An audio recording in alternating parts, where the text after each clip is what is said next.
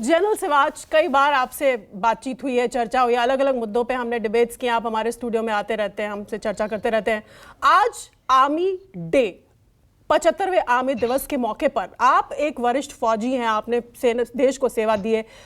आप अगर जब सोचते हैं, व्हेन यू लुक बैक, क्या सोचते हैं, क्या ख्याल आता है सेना को लेकर आपके दिमाग में? देखो शीतल, दो चार बातें आ जाती हैं।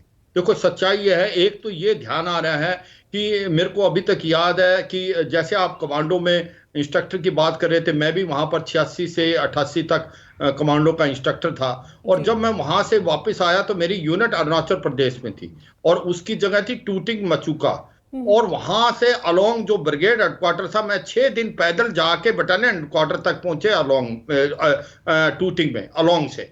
तो ये हालात थे आपके 88 तक कि हमारा कोई इंफ्रास्ट्रक्चर डेवलप नहीं हुआ था, स्पेशली लद्दाख के अंदर और अरुणाचल में। ये डर था कि कहीं चीनी आ जाएंगे।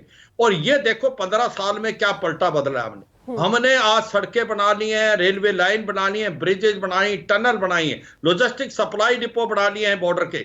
मैं यहाँ पर चीफ ऑफ स्टाफ था 14 को ले लद्दाख में। आप देखें स्टेट ऑफ आर्ट वहां पर हर चीज होगी। ये दरबुक शोक दौलत बैग ओल्ड रोड जिससे आज चीन घबराया हुआ है, वो मेरे टाइम में बनी थी। तो ऐसा लगता है कि आज भारत एक ऐसे पगार पे आ गया है कि हम आंखों में आंखें डाल के चीन को देख सकते हैं। और चीन को कहीं ना कहीं डर है कि भारत कुछ एक्साइजन में ना करे, क्योंकि ये दरबुक शोक दौलत बैग रोड जब बढ़ाई हमने तो उसको लगा कि ये लेटर जो आ रहे हैं कि भारत की अगर काबिलियत और क्षमता है। और यही नहीं, जो दौलत बैग ओल्डी में हमने एयर स्ट्रिप को अपग्रेड किया, वहां से हम जा सकते हैं इसके चाइना पाकिस्तान इकोनॉमिक कॉरिडोर को इंट्रोड्यूस, काराकोरम हाईवे को इंट्रोड्यूस कर सकते हैं। और कहीं ना कहीं हम बाधा डाल सकते हैं वेस्टर्न हाई सिंगजांग से लासा। तो मैं ये कहने की कोशिश कर रहा हूं कि भारत की फौज बहुत बदली है लास्ट 15-20 साल में। एक तो हमने अपने आप को इंफ्रास्ट्रक्चर बहुत डेवलप किया है पूरे लद्दाख से अरुणाचल तक। दूसरा, हमने अपने आप को मॉडर्नाइज किया है, यह भी एक काबिले तारीफ है। हथियारों की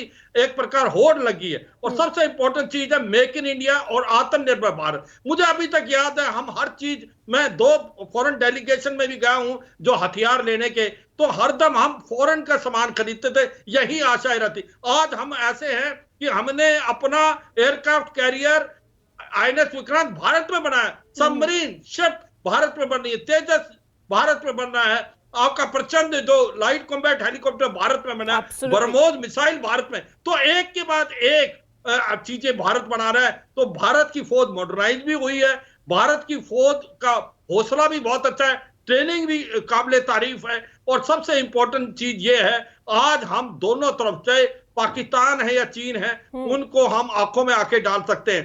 देखो चीन की जब बात आती है शीतल, मैं 2 बातें जरूर बताना चाहूंगा। चीन को अब ये समझ आ गई है, ये भारत की आर्मी नहीं, भारत की नेवी और एयरफोर्स के अंदर भी बहुत ताकत है। भारत की वायु शक्ति, जब से रफेल आया है तो भारत की वायु शक्ति में एज है, क्योंकि भारत की वायु शक्ति के अंदर सुखोई 30 MKI है, उसके बाद Miraj 2000, MiG 29, Jaguar, Apache attack हेप्टर, उसके बाद रफेल। और नेवी का जरूरी बताना होगा कि जो इंडियन ओशन में भारत की नेवी का ऐसा दबदबा है, हम मलक्का स्टेट को ब्लॉक कर सकते हैं। अगर लड़ाई होती है तो हम जहां 70 से 80% चीन का ट्रेड मलक्का स्टेट से जाता है वो ब्लॉक हो जाएगा। और चीन के पास 40 से 50 दिन के ज्यादा ऑयल नहीं है, तो यह भी चीन जानता है।